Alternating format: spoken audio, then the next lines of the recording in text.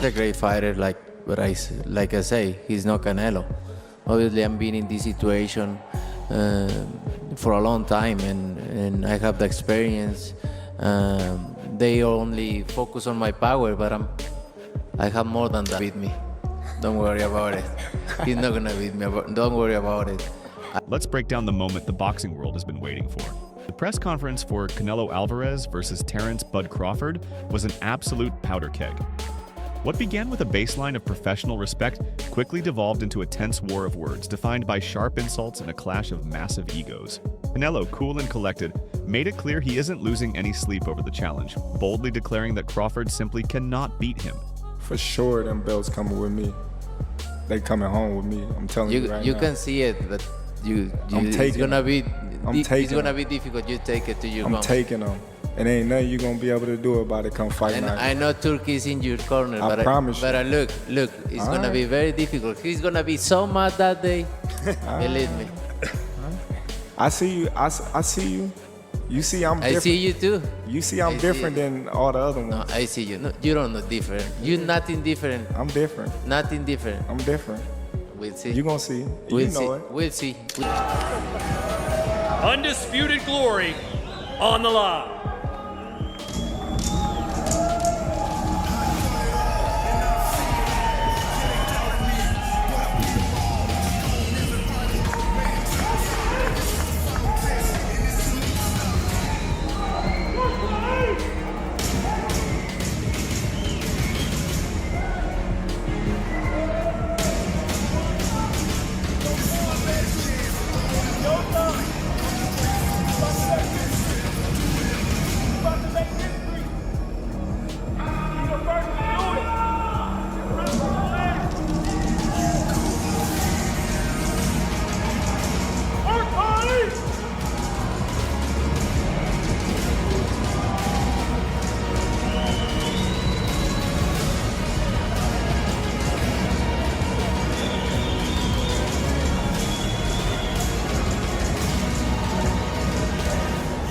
Once in a lifetime, ladies and gentlemen, give it up for Terence "Bud" Crawford and Canelo. This is a true dream matchup, pitting Canelo's legendary power against Crawford's sublime precision.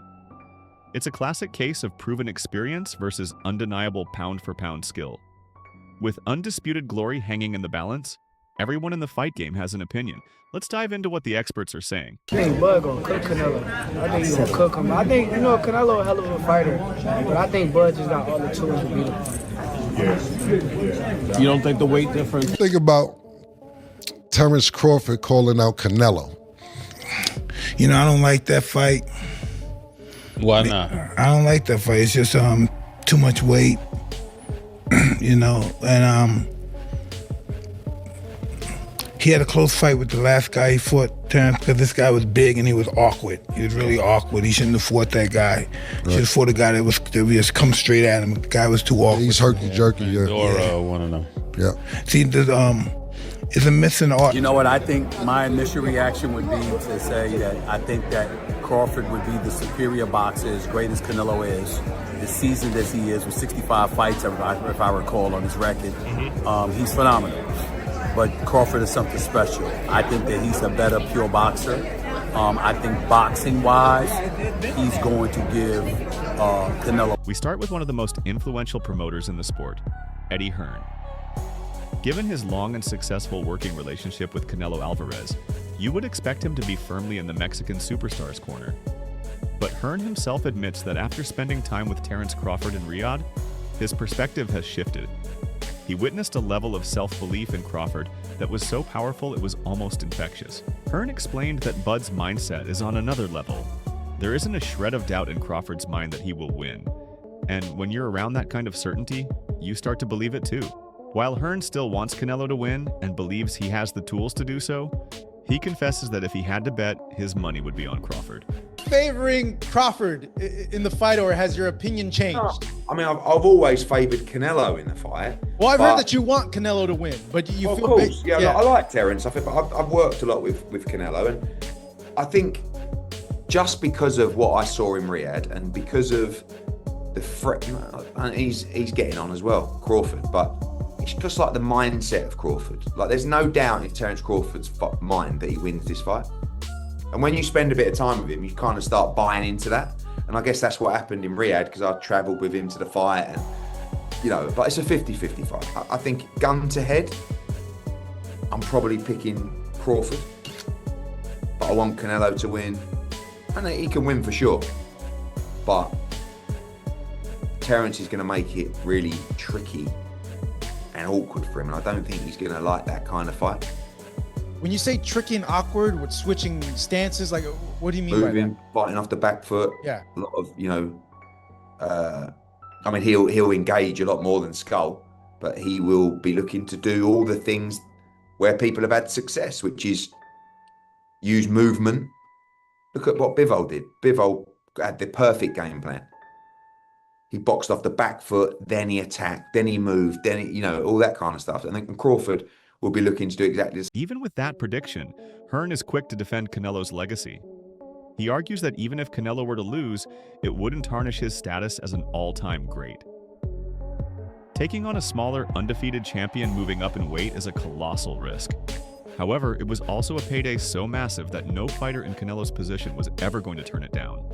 If Terence, well, one, do you think if Canelo loses, it hurts anything to his legacy? No, Canelo's an all-time great. He's an incredible fighter. And look, I actually think this is a bad fight for him, because you're losing to a 147, obviously 154 now.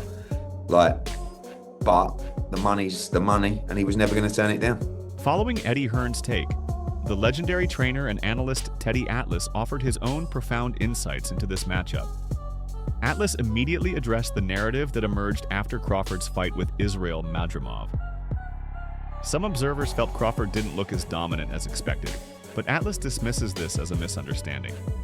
He argues that fans underestimated Madrimov, and that Crawford's ability to adapt his game plan mid-fight to secure the victory is precisely what makes him a special fighter. It's not about looking invincible every second. It's about finding a way to win when faced with an unexpected challenge, and Crawford has proven he can do that better than almost anyone. That question. Yeah. And that's great. That is tremendous. And you can make arguments both sides. Well, Canelo's too big. He's too big, and Crawford, as good as he is, he stepped up with Madrimov, and he struggled a little bit. He won, but it was more competitive than we thought. Well, we didn't understand how good Madrimov was, because we underestimated him, because he only had 10 pro fights, but he had 300 amateur fights. He was a good, solid fighter, right? And he's on this card, of course, but he was a good, solid fighter. We didn't understand that, so we started to knock down Crawford a little bit because our expectations were so high, and that's wrong. That's wrong. He won, he changed gears, he did what he had to do when he realized the level of this guy in front of him, and he got the win. But when it comes to the central debate of this fight, Canelo's size and power versus Crawford's speed and skill, Yaki Atlas offers a fascinating counter-argument. While most people see Canelo's strength as the decisive factor, Atlas flips the script. He suggests that Crawford's advantages in speed, creativity, and his deep arsenal of tools are actually the more significant assets. He draws a powerful comparison to the historic fight between Manny Pacquiao and Oscar De La Hoya. Everyone at the time fixated on De La Hoya's size advantage, but it was Pacquiao's blinding speed and superior angles that won the fight. Atlas believes we could witness a similar dynamic play out here. You reverse who's got the advantage and the disadvantage. Yeah, the size, the power of Canelo, he's got the advantage. Then all of a sudden you go back and you say, wait a minute. The other guy's faster. The other guy's craftier. The other guy has more options. The other guy is slicker. Oh, well, maybe he's got the advantages. Like the first time Pacquiao fought De La Hoya. And I know De La Hoya was having trouble with weight. No, I get it, and that's fair. But still, I remember I picked that one. Every once in a while I pick one right. I remember that I picked that one where Pacquiao's going to win. And I said, yeah, you're saying that De La Hoya's bigger, he's stronger. He's got the power edge, he's got this edge, but the other guy's quicker. And that's going to be an edge. And beyond the physical attributes, Atlas believes Crawford possesses something that can't be taught in a gym.